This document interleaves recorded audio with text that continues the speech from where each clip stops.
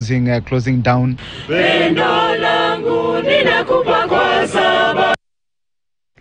Tume ya maadili na kupambana na ufisadi EACC imewakamata maafisa wawili kutoka idara ya usajili wa kiraia kaunti ya Kakamega kwa tuhuma za kuomba na kupokea rushwa kutoka kwa wananchi waliotaka hati za usajili wa kiraia.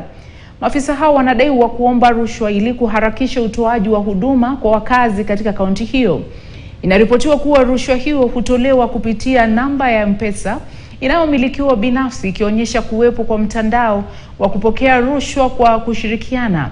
Wakati wa kukamatwa kwao, maafisa hao walikuwa wamepokea shilingi 2,500 kwa ajili ya kusaidia mchakato wa cheti cha kuzaliwa.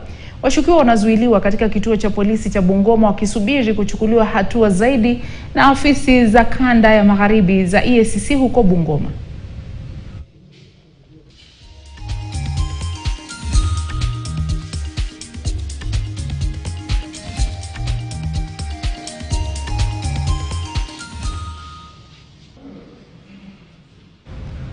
Chama cha wamiliki wa matatu kimepinga marufuku ya jumla ilo